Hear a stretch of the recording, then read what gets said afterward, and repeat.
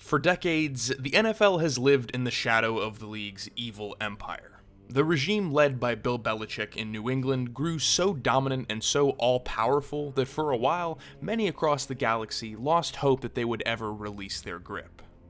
Help me. Eli Manning. You're my only hope. 6 Super Bowl rings, 17 division titles, a .721 postseason winning percentage. Give whatever excuse you can come up with to deny its legitimacy, but it's a run that will never be forgotten. A well-oiled war machine that steamrolled countless NFL greats over the years. So, with that kind of unprecedented command of the sport, one can only assume that the apprentices that have surrounded Emperor Belichick over the years possess football knowledge that few could ever hope to attain. But try as owners all around the NFL might, their attempts to match the undeniable strength of the empire have not gone well. While there's no doubt the Patriots have had some geniuses on their staff, the combined record of Pats assistants that have gone on to be head coaches elsewhere is 212, 298, and 1 as of this video. So what gives? With how many vast coaching trees branch across the NFL, why does the greatest coach in the game's history have 0 noteworthy apprentices that have been able to successfully uphold the gospel that is the Patriot way? Well, today that's what I want to talk about, since no matter how simple that answer may seem, teams will be willing to take shots on Belichick's disciples until he leaves football entirely, which, maybe never. But before we get into the mystery of Belichick's coaching tree, I'd like to thank today's sponsor over at Edge Sports for helping to make this video happen. Edge Sports is an analytics service and the creator of the NFL's first simulation model, using historical and team-by-team data to simulate games 400,000 times, better predicting outcomes as a result. There's obviously no such thing as a crystal ball when it comes to pro football, but the accuracy of Edge's services have been used by real NFL teams and helped to bring along the league's current analytics revolution. Now those tools that have directly contributed to winning Super Bowls are available to you, providing the best models in the business in projecting spreads, game totals, and the myriad other metrics that determine a game's outcome. So to get started, click the link in the description and they'll hook you up with a free 14-day trial to test out their services. And then from there, you can also use my code STE50 for 50% off both their NFL package and their all sports package. If any of these products sound like something that interests you, at all, this is a perfect way to jump in. So again, a huge thank you to Edge Sports for sponsoring this video, and now, let's talk trees. I don't think I'm breaking new ground here in telling you that being an NFL head coach is an insanely difficult job. Over 100 staff and players looking your direction for leadership, and thousands of fans calling for you to be axed when you screw up. So it's no wonder that those few who do excel by no means do it alone. Every great coach is forged by their influences along the way. NFL greats like Bill Walsh, Marty Schottenheimer, and Mike Holmgren all have far-reaching coaching trees that are rooted in the league across generations, even long after they have hung up their headset. For instance, current Indianapolis Colts head coach Frank Reich first burst onto the NFL scene as the offensive coordinator for the Super Bowl champion Eagles in 2018, where he worked under Doug Peterson, who in turn made his name as an offensive coordinator years earlier under Andy Reid, who in turn made his name years earlier as a coach under Mike Holmgren. So Reich, who was on the Buffalo Bills roster as a quarterback when Reid began his NFL coaching career, is now a head coach in the same conference as him, and so the carousel moves on and on. In fact, for evidence of how impactful great mentorship is for NFL coaches, you don't need to look any further than Bill Belichick himself, who is a product of the impressive tree of coach Bill Parcells, under whom he worked for many years with the New York Giants, winning 2 Super Bowls as his defensive coordinator. So when it comes to developing head coaches, the philosophy seems simple enough on the surface. Winning breeds winners, and proximity breeds expertise. So where better than to siphon up-and-coming coaches than from the inner circle of one of the winningest coaches in NFL history? Well, as history shows, just about anywhere else. No matter the track record, accolades, or perceived genius of one of Belichick's assistants, there always seems to be a tragic flaw that shatters any hope of transferring his winning culture to another organization.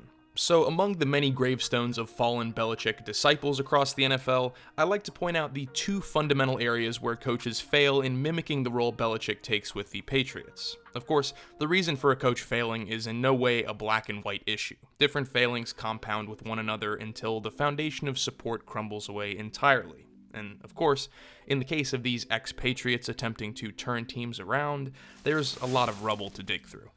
The culture Bill Belichick operates in New England is just as much myth as it is anything concrete. The term "the Patriot Way" has grown increasingly popular in describing the authoritarian structure Belichick runs his team with, centered on driving principles like accountability, discipline, preparation, and executing when the moment calls. Do what it takes to win with no questions asked. That's it.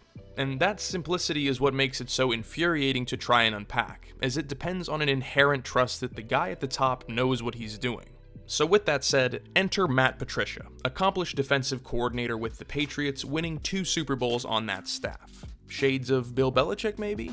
Well, Patricia certainly seemed to think so, undertaking a full rebuild of the Lions' culture after taking over in 2018, a team that had made the playoffs under Jim Caldwell 2 of the past 4 seasons. But Patricia was brought in to do things his way, the Patriot way. According to a recent Bleacher Report article, that meant lots of carryovers from New England, like intense conditioning after every practice, expletive-laden callouts from Patricia in team meetings, and crackdowns on every element of a player's routine, from jewelry to jersey swaps to even banning pregame music in the locker room early on. And while these tactics may have been ones that Patricia saw as necessary for shifting the focus of a historically lost team, to veterans and new players alike, that constant belligerence and contempt Patricia expressed only alienated them from their coach. Instead of building a culture where players are coached to be their best, it felt like suffering for the sake of suffering. The Lions went 13-29-1 in his 2.5 season tenure, and at the end of it, the organization was left wondering why the hell they handed over the keys to a dictator that brought nothing but internal strife in the end. Do me a favor, just kind of sit up and just have a little respect for the process. Every day you come in and ask me questions and you just kind of give me this. But I mean, just be a little respectful. I'm asking just to be a little respectful in this whole process, okay? So ask me a question professionally and I'll answer it for you. And that's exactly where the problem lies for those that adopt Belichick's sharp-edged style. If you don't have a group of players that completely buy into what you're building, it will never be built, period. It's an intangible leadership quality a coach needs to possess, regardless of what system they're operating. But the fact is, you need to bring that tenfold to have a culture that imitates Belichick's. Patriots assistants like Patricia, Josh McDaniels, and Eric Mangini have walked into a new situation expecting the routines and idiosyncrasies of New England to be adopted with open arms by a group that is just entirely unfamiliar with that style of coaching. And while it's accepted by new Patriots players because Bill Belichick's reputation precedes him, I'm sorry, but who the hell are you? An oft-overlooked part of Bill Belichick's track record is the fact that he hasn't just been the head coach of a team that won 6 Super Bowls, but he's also acted as their general manager every step of the way. That fact is insane. Those 2 roles represent entirely different sides of football, and assuming both of them is an absurd amount of responsibility for one individual. But Belichick's extensive role in the Pats front office tied in perfectly to his role as coach over the years, which focused heavily on maximizing every aspect of the Patriots and its players in order to build a true team-first approach. No player is bigger than the rest of the team, and as a result, no player gets paid like it. Even the greatest quarterback of all time was famous for taking pay cuts in the name of winning, a precedent that was invaluable in all other negotiations. So if you wanted to play for a championship team, that opportunity was an unspoken benefit included in your contract. That simple fact has given Belichick leverage that is basically unseen around the rest of the league. It's no secret that NFL stars want to be paid. A lot. And multiple times Belichick has been willing to wave goodbye to players whose contract demands exceeded what he's willing to offer, trading players like Jamie Collins and Chandler Jones rather than inking those players in their prime to mega deals. It's a negotiating style built on confidence, devoid of emotion. But while that might work for one bill, not every bill is created equal. Bill O'Brien's tenure with the Houston Texans was a true test of resolve for fans, with the team at a respectable place in every season's conversation, but unable to take the next step needed to truly contend. Even still, as far as head coaches go, his career record of 54-52 with the Texans stands out as one of the better marks to come out of the Belichick tree.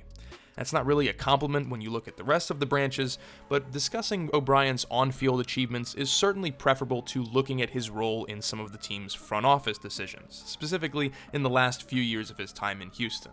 For a great summary of how B.O.B. gutted the Texans of all talent through horrible negotiations, broken trades, and having the confidence of Belichick to cut players loose while having none of his ability to replace them, I highly recommend Brett Coleman's video to get a great understanding of why the Texans are now in freefall.